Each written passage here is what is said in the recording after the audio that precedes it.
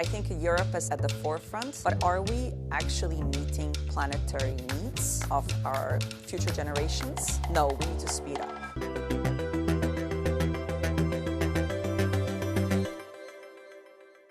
Hello, you're watching The Big Question, the series from Euronews where we speak to leaders in business about some of the most pressing issues on today's agenda. I'm Angela Barnes, and today I'm joined by Marta Sjogren, the co-founder and co-CEO of Paebbl, a Nordic-Dutch company storing CO2 in construction materials. First of all, can you just give us a little bit more context about what Paebbl does? We take CO2, the gas, the carbon dioxide, and quite simply turn it into CO3.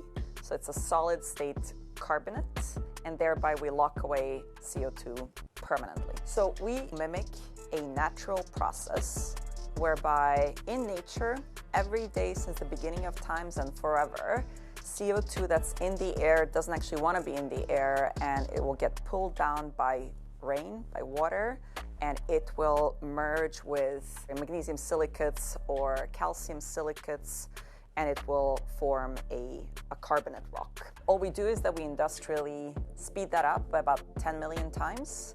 And therefore, in an industrial reactor, you can just generate the same reaction in minutes. What other materials can be made with Paebbl's technology? What we have experimented with are bioplastics, regular plastics, paper, and then of course concrete. And as a company, because we want to restore the planetary carbon balance by quite a large amount by the year 2050, we focused on the most high priority sector, which is concrete. I mean, concrete is the most widely used material after water.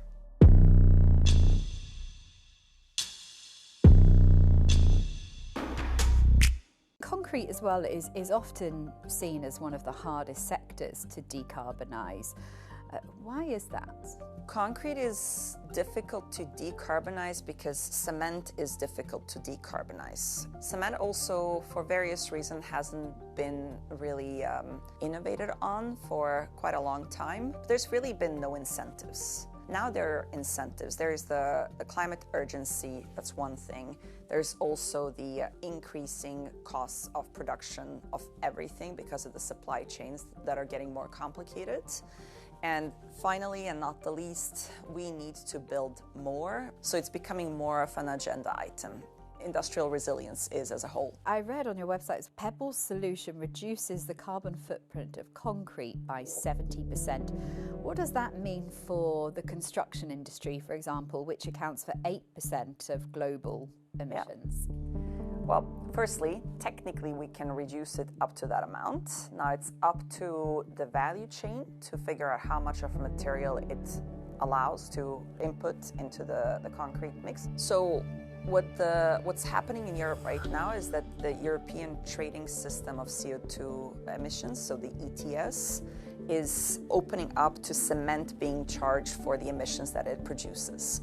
Because we replace some portion of cement, therefore those using our material can decrease the cost of material procurement, because we simply do not have a carbon tax because we're a negative emissions technology.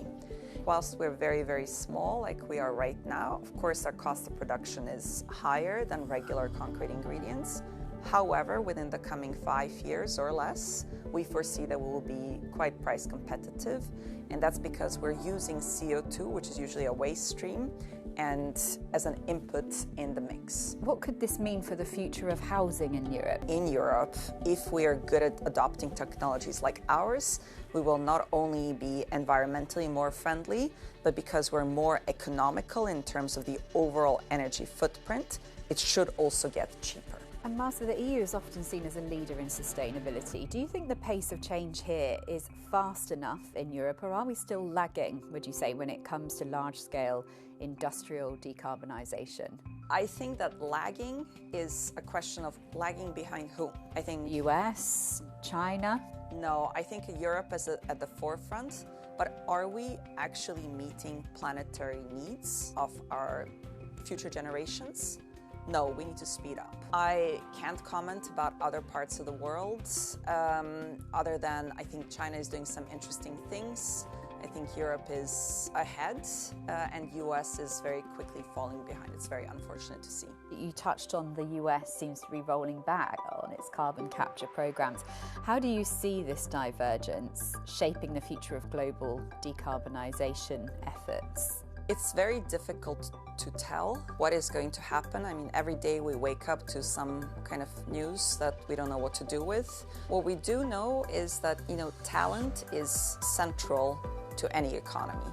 And more than ever before, we have talent from amazing backgrounds in the US reaching out to us because they're worried about whether it's about scientific integrity or economically rational decisions. They're worried about rational decision-making in the US. And here in Europe, we seem to be quite stable. And so I think there's going to be a huge influx of talent that just wants to deliver on their career targets and their planetary ambitions, frankly. So Marta, with the EU Clean Industrial Deal targeting a 90% emissions reduction by 2040, how do you see the role of private companies like Paebbl, of course, in helping meet these very ambitious targets? I believe that private companies will be at the very center of this, leading the way in terms of creating a blueprint for how you can use the built environment as a sustainability solution and also save money. But let's not forget, most concrete today is used by public spaces. So hopefully the public projects that are going to be built in the coming decade or slightly more than a decade will learn quickly from the private sector and also therefore enable the larger scale up of these technologies. How does Paebbl's technology contribute to the overall European vision of transforming the built environment into a massive carbon sink? So that's a great question. So in Europe, we are very committed to resource efficiency.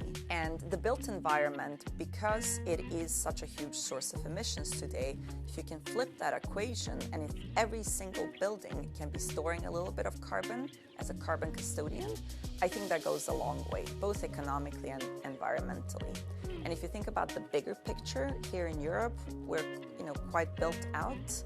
But the Global South is just in that process of building out infrastructure and building out cities. And so from Europe, we can be leading the way with adopting the technologies quickly and then also partnering with the Global South to actually scale these technologies beyond Europe. Brilliant. Well, Marta, I wish you the very best of luck with scaling up, and thank you very much for joining us on The Big Question. Thank you for having me.